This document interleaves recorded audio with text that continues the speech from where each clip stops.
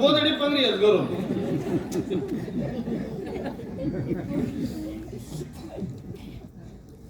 पवाडा ऐकायला मावळे बी तसेच लागतात. हा तुम्ही फार अशा बसू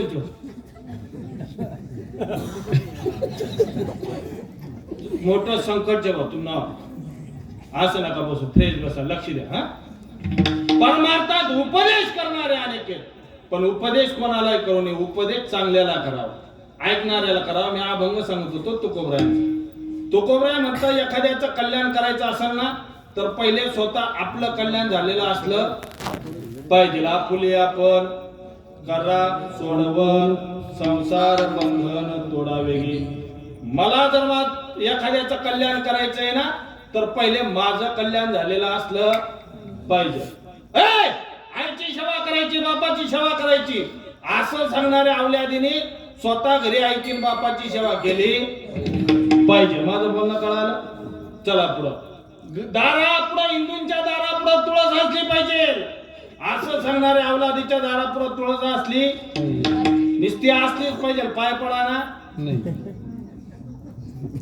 किती खरं सांगा, वरती हात करा. किती जण रोज बाहेर निघाल्यावर तुळशीचा पाया पडून कामाला जातात बरं. त्यातली माहिती नाही कोणता कोपरा लावायची. आई म्हणी माय माऊली यांनीच करावा परमार्थ. हेच रोज न चुकता स्वतः पाणी पिणार नाही, तुळशीला पाणी घातल्याशिवाय राहणार नाही. आणि खरं सांगू तुमच्या घरात येणारी संपत्ती, तुमच्या घरात येणारा आनंद फक्त या माऊल्यांमुळे टिकून येणे, तर आपला तर काहीच होत नाही. आपल्या फक्त कंदोरी कुठेच आहे माहीत पडाल पाहिजे. कंदोरी कळस का? गोंधळ नाही कळत. ड्युट्या बदल्या आहे बी नाही कळत. गोंधळ फक्त निवत भेटलं पाहिजे. काही जनावर असे शेत बिगर निवत ना सुटत. बरं जाताना अशा तयारी मा जात असत्या. गाडीने टिक्की मा मोठा थाळा, एक खिसामा कांदा, एक खिसामा लिंबू. त्याला म्हणतात का बरं ही तयारी? तिथे गर्दी मा भेटत नाही भेटत. आपली तयारी मा आपण गेलं. इथली तयारी कसं आणि खावानी आणि घरातली तयारी कोण करे? घरात परमार्थ किंवा गावात परमार्थ टिकून आहे ना, फक्त माझ्या माता मावल्यांमुळे. बघा बसल्या सुद्धा किती शिस्तबद्ध बसले, किती शिस्तबद्ध. आम्ही बी बसेल पाहिजे आमच्या जागा नाही ना, आम्ही वर. मी तुमच्या मुलासारखा आहे. माफी मागून बोलू का सगळ्यांना? तुम्ही मला पाहुणा सारखा पाहुणा बोलू का? हो पाहुणा बोलू का? काका सांगू का? ऐका, आपण हिंदू धर्मात जन्माला आलेलो आहे. राजांची तसबीर समोर आहे म्हणून सांगतोय. आणि माझ्या बोलायचा राग नका देऊ. ऐका, या इथे आनंद वाटत मला. या भाऊ,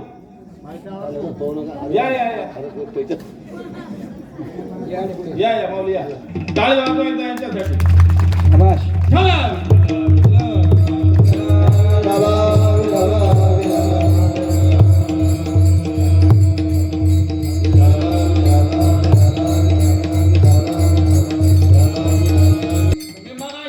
शिवाजी महाराजांचा पुतळा, शिवाजी महाराजांची प्रतिमा.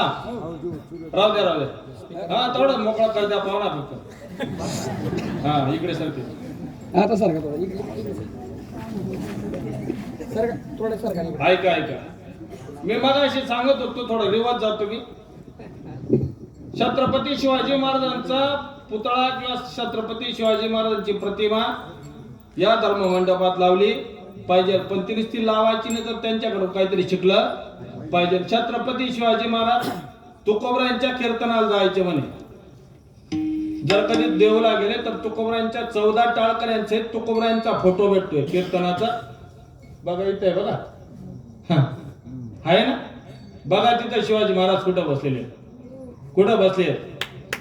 कीर्तनात. कीर्तनकाराच्या समोर जर फोटो पण आपण सुधरत नसो तर उपयोग नाही. खरं सांगू, वक्त्याच्या पेक्षा हे कीर्तन क्षेत्र जे आहे ना, हा जो सभा मंडप आहे, मला तुम्ही पुढच्या वेळेस बोलायला पाहिजे. याच्यासाठी कीर्तन नाही करणार मी. ऐकून घ्या माझा मुद्दा. लोकांनी चांगलं म्हणावं याच्यासाठी आज तागायत कीर्तन केलेलं नाही. लोक आजपर्यंत कोणाला चांगलं बोललेले, माझं कीर्तन झालं ना बहुतेक 99% घोडे लावते. कोणी आणा तर तो बाबा अहो परत मागाडू नका रे असं म्हणतील. लोक चांगलं बोलत नाही. किती मोठं कार्य करा नाना, किती मोठं कार्य करा, किती मोठा खर्च करा, तरी एखादी तरी अवलाद अशी राहते की त्या लग्नात त्या कार्यात आल्यानंतर म्हणती बात ना टाळा नव्हता म्हणते का नाही. कशाला ना कशाला नाव ठेवणारच म्हणून लोकांना खुश करण्यामागे लागायचं नाही. देव खुश झाला पाहिजे. कोण खुश झाला पाहिजे? देव. आणि हा परमार्थ, हा देश, हा देह फक्त देवासाठी. खरं सांगू, हा देह देवापर्यंत जाण्यासाठी, ऐका परत माझा मुद्दा, हा देह देवापर्यंत जाण्यासाठी मध्ये देश आडवा लागतो. काय आडवा लागतो? हा देह देवापर्यंत जाण्यासाठी मध्ये देश आडवा लागतो. जसं देहाचं कर्तव्य देवापर्यंत जाणं, तसं देहाचं कर्तव्य देशासाठी काहीतरी करणं. विठ्ठल प्रतिमा आपण पुढे लावली. ते राजे आपल्या कीर्तनात, तुकोबरायांच्या कीर्तनात पुढे बसायचे. कीर्तनकाराच्या पेक्षा उंच आसनावर, हिंदू धर्माच्या नियमाप्रमाणे वक्त्याच्या पेक्षा उंच आसनावर बसू नाही. का बसू नाही? शास्त्र सांगतो. शास्त्र सांगतो मावशी, आपण या कीर्तन मंडपात पुण्य कमवायला आलोय का पाप? पुण्य कमवायला आलोय. पण आपली गती अशी, आपण आलो पुण्य कमवायला, पण कमवून जातो पाप. काय कमवून जातो? पाप. मी 2-3 मुद्दे मांडतो तुमच्या पुढं. जेवायला बसला का पाणी फिरवतात दादा? काय फिरवतात? बाचा. का बरं पाणी फिरवतात माहित का? का बरं पाणी फिरवतात माहितीये? सही दादा, मुंग्या येऊ नये म्हणून. बासुंदी बिसुंदी करायला जात ना मुंग्या. असं आहे का? नाही नाही नाही. ज्या देवाने अन्न निर्माण केलं त्या देवाला ते अन्न समर्पण केल्याशिवाय, भोग लावल्याशिवाय आपण ते खायचं नाही. ते त्याला पहिले अर्पण करायचं आणि मग खायचं. त्याला अर्पण न करता खाल्लं तर चोरी केल्याचं पातक लागतं आपल्याला. काय लागतं? चोरी केल्याचं पातक लागतं. म्हणून रोज देवाला भोग दाखवायचा आणि मग खायचा. अजून सुद्धा जुन्या माता मोऱ्यांना सवय, अग्नीवर टाकतात ते केलेलं अन्न, असे शिंतडतात. कशावर? चुलीवर. गॅस असेल तर गॅसवर अन्न देवता तृप्त करतात. तेव्हा घरातल्यांना त्रास होत नाही, बाधा होत नाही. ते पाणी घ्यायचं, आचमन करायचं. वदनी कवन घेता नाम घ्या श्री हरीचे, सहज हवन होता नाम घेता फुकाचे. हे कुठं करायचं पण महाराज? हे कुठं करायचं? बाहेर गाव सप्ताह आहे ना का तिथेच करा. बाहेर गाव सप्ताह राहिला एखाद्या पंक्तीत गेलो तिथंच करायचं. घर करा ना. का बा? किडा पडती. बहुतेक जण बाहेर गेले ना असे पाणी घेतात. आता अशा डोळाला घेत असतात. ब्रह्मार्पण ब्रह्मवी ब्रह्माग्नु ब्रह्मणभूतम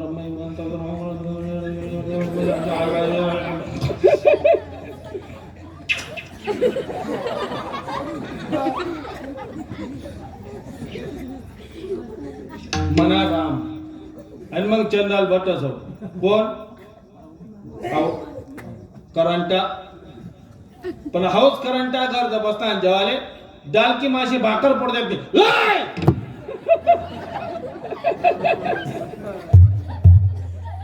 लगेच सुरू पडतात. पाणी कुठे फिराव असतो? बाहेर गाव. कोणासाठी? पटपट बोला. कोणासाठी? लोकांनी आपल्याला परमार्थिक म्हणावं. वा महाराज भक्ती शतच हो, काय नियम शतच हो. म्हणून मी मगाशी बोललो, परमार्थ लोकांना दाखवण्यासाठी करायचा नसतो. परमार्थ हा आपल्या कल्याणासाठी करायचा आहे. विठ्ठल विठ्ठल. हातात पाणी घेतलं, ताटाला फिरवलं, पुण्य होईल. पण ते पाणी किती घ्यायचं याला शास्त्र आहे. उडदाचा दाना भिजल एवढंच पाणी हातात घेतलं पाहिजे. जर त्याच्यापेक्षा जास्त पाणी घेतलं तर दारू पिल्याचं पातक लागतं. काय लागतं?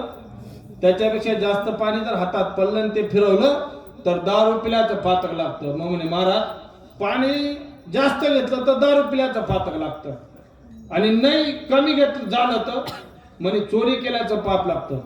आणि म्हणे मग फिरायला नाही तर म्हणे किडा पडीन मरशी तू. माझं बोलणं कळतंय ना? इतकं सूक्ष्म आहे काय, इतकं सूक्ष्म आहे काय परमार्थ. किती सूक्ष्म आहे, इतका सूक्ष्म आहे. ज्ञानोबराय सांगतात, मी कायसाठी सांगतो तो वक्त्यापेक्षा उंच आसनावर श्रोत्याने बसू नाही. अजून सोपं करून सांगतो, आपण ज्यांना गुरुस्थानी मानतो, ऐका माझं वाक्य परत, आपण ज्यांना गुरुस्थानी मानतो आहे ती व्यक्ती ज्या आसनावर बसलेली आहे त्या आसनावर आपण बसू नाही. समजा या आसनावर एखादी व्यक्ती बसली, या आसनावर आपण बसू नाही. ते आसन बाजूला करून द्यावं आणि मग खाली बसावं. पण त्या आसनाला आपला स्पर्श सुद्धा होऊ देऊ नाही. कोणाच्या संदर्भात बोलतोय मी? आपण ज्याला गुरुस्थानी मानतो त्याच्या. असं केल्याने काय होतं, जर जो गुरु ज्याला गुरुस्थानी मानतो तो ज्या आसनावर बसलाय त्याच आसनावर जर आपण बसलो तर मातृगमन केल्याचं पातक लागतं. विठ्ठल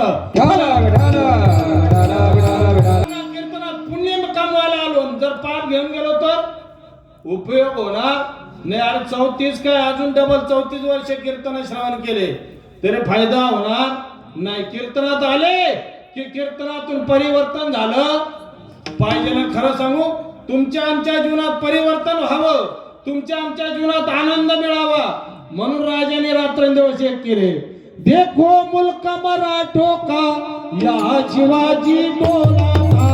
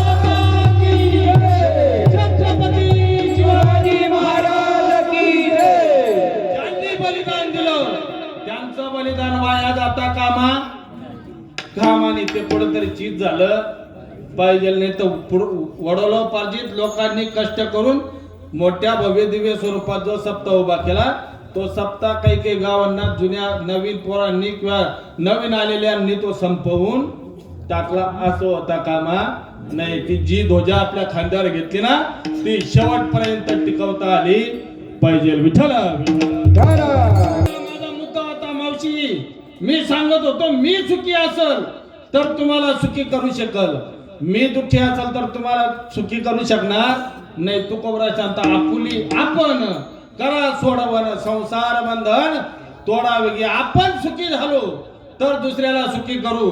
त्याच्यासाठी आपल्या जीवनात बदल झाला पाहिजे तर दुसऱ्यावर परिणाम होईल, अन्यथा होणार नाही. तर लोकांना शिकवे ब्रह्मज्ञान आणि आपण कोरडे पाषाण. मी उदाहरण दिलं, लोकांना सांगायचं आई बापाची सेवा करा तर आम्ही आमच्या आई आणि बापासाठी प्राण ओतले पाहिजे. खरं सांगू, तुमच्या गावात इतक्या वर्षापासून कीर्तनकार येतात, 34 वर्षापासून. तुमच्यापैकी एखाद्याने कीर्तनकाराच्या घरी जाऊन हाजरी लावली का? गेले का एखाद्या कीर्तनकाराच्या घरी? गेले का देवाभाऊ? गेलं पाहिजे. काय गेलं पाहिजे? गेलं पाहिजे. आमच्यासारखा कीर्तनकार येतो ना तुमच्या गावात कीर्तनाला, तुम्ही सुद्धा फिरत फिरत आमच्या गावाकडे आलं पाहिजे. अरे महाराज तर कीर्तनात खूप छान बोलले, वा वा, काय सुंदर चिंतन झालं, काय आईबद्दल बोलले, काय परमार्थाबद्दल बोलले, काय राजांबद्दल बोलले. राजांबद्दल बोलणारा, परमार्थाबद्दल बोलणारा, आईबद्दल बोलणारा, बापाबद्दल बोलणारा घरी काय करतो हे बघितलं पाहिजे. पाणी पिओ छान के आणि गुरु करो पहचान के. पाणी पिताना चाच पडून पा घाणे काने, तर तोंडाला ग्लास लावा. आणि ज्याच्यासाठी आपलं शरीर खर्च करतायत, ज्याच्या पुढे शरणागती पत्करतायत, एकदा त्याला चाच पडून पा, तर जीवनाला योग्य आकार मिळेल, नाही तर मिळालेलं जीवन वाया जाईल. मिळालेले तुकोबराय कशासाठी? मार्गदर्शक म्हणून. योग्य दिशा दाखवणारा जर जीवनात भेटला तर योग्य आयुष्याला योग्य वळण लागल्याच्या राहत नाही. छत्रपती शिवाजी महाराज घडले, पण त्यांच्या जीवनात मार्गदर्शक योग्य मिळाले. कोण होते मार्गदर्शक? मा जिजाऊ साहेब. कोण होते मार्गदर्शक? जगद्गुरु तुकोबराय. कोण होते मार्गदर्शक? स्वामी. अनेक लोकांची मार्गदर्शनाच्या माध्यमातून राजांच्या जीवनाचा प्रवास परिणाम खडतर झाला, पण शेवटापर्यंत आनंद देत गेला. आनंद तेव्हाही दिला आणि आजही लोकांना तो आनंद प्राप्त होतोय, उपभोगायला मिळतोय. विठ्ठल